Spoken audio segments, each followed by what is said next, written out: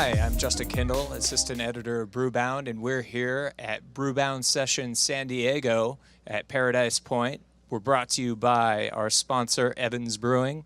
They're sponsoring the Livestream Lounge, and I'm here with Eddie Leone of M.I.A. Beer Company. Eddie, thanks for coming along. Thanks for having me, Justin. Hey, so how are you enjoying Brewbound so far? So far, it's been amazing. Yeah? Just a great group of people, lots of great information. Very exciting. I'm learning a lot. Well, speaking of learning, you're going to take part in the Startup Brewery Challenge. Walk us through a little bit of your pitch. I'm trying to give a little bit of background on the company, but really the pitch is mostly about the brand and our approach to the brand and how we're hoping that it's something that not just connects with the local audience, but also throughout Florida and hopefully outside of Florida. Well, and speaking of outside of Florida, you just opened up your first market. Tell us a little bit about, what's going on there. Okay, so we're launching next week in Ohio, and we've been getting a lot of inquiries about our beer from people in Ohio, also people that have visited. A lot of vacationers come down to Miami, and it just so happens that our distributor, Cavalier, they distribute us throughout all of Florida, and they've been doing an amazing job. So we approached them about going over to Ohio, which is a very strong craft market.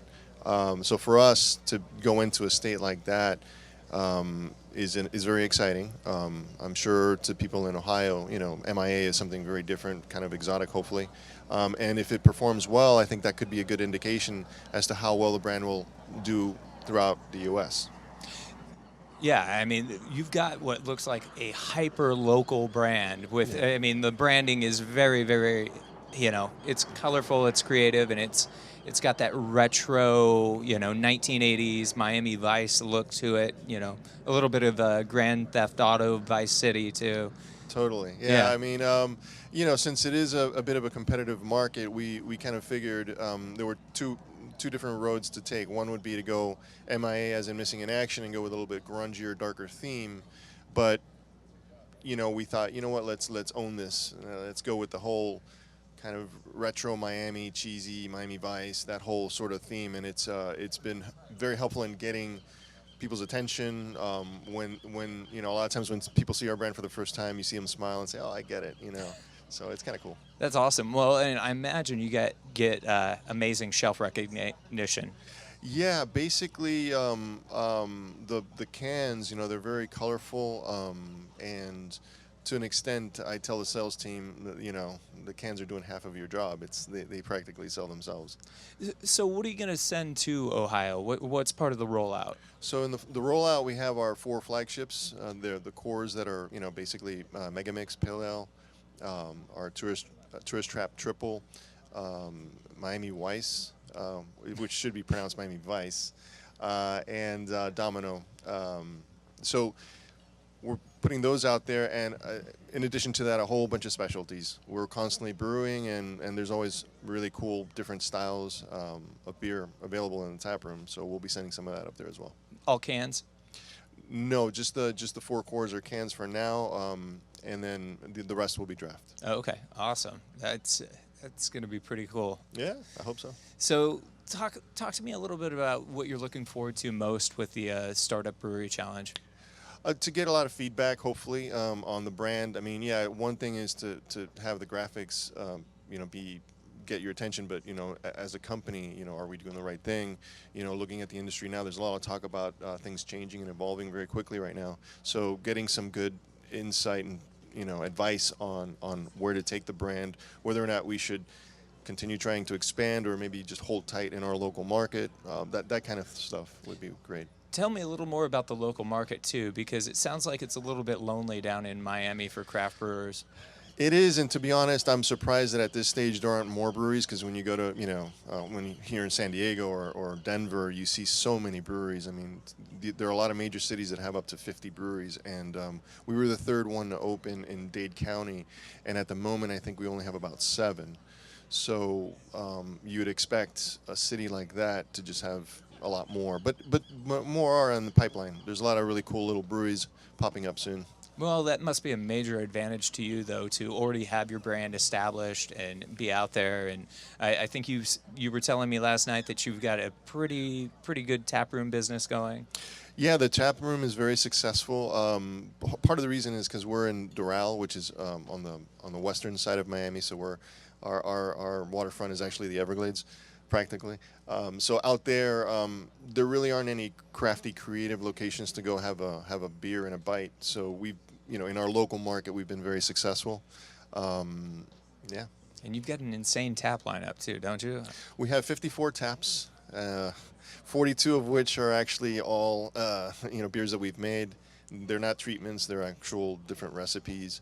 And then the remainder are guest taps. So we have about 12 guest taps typically, and usually we have our other friends from other breweries on tap, such as Wynwood Brewing, Wakefield, and Funky Buddha. Funky Buddha, that Yeah. Another great South Florida brewery. Yeah, well, it sounds like there's some exciting things coming from you. And like, tell me, when we think about the Startup Brewery Challenge, you're looking to get feedback. You a little nervous going into this thing? Yeah.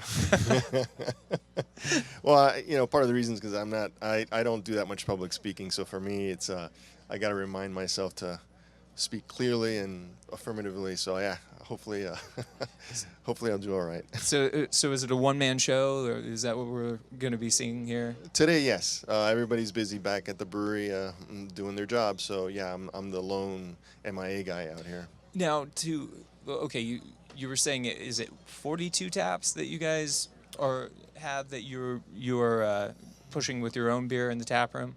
Yeah, 42, and so the trick to that is we have seven barrel fermenters. All right, we have a 20-barrel brew house, so we'll do 7 barrels, or we'll take a 20-barrel batch and split it into 3 sevens, and and then do different things with those beers. Like right now we got some barrel-aged beers also coming out in the tap room. We'll take some of the, one of our stouts and we'll put it into whiskey barrels or rum barrels.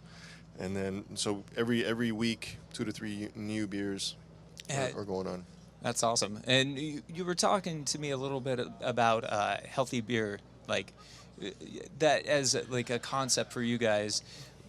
Yeah, basically, beer, I've noticed that it's a little fattening. So I've started to think a little bit more about calories. And one thing I've noticed is that we brew a lot of Berliners, and those are lower alcohol beers, and they're actually probiotic as well. Mm-hmm. And that's a big trend in the beverage industry. And also we usually have fresh pressed juices that go into them. So generally speaking, it's a very healthy beverage.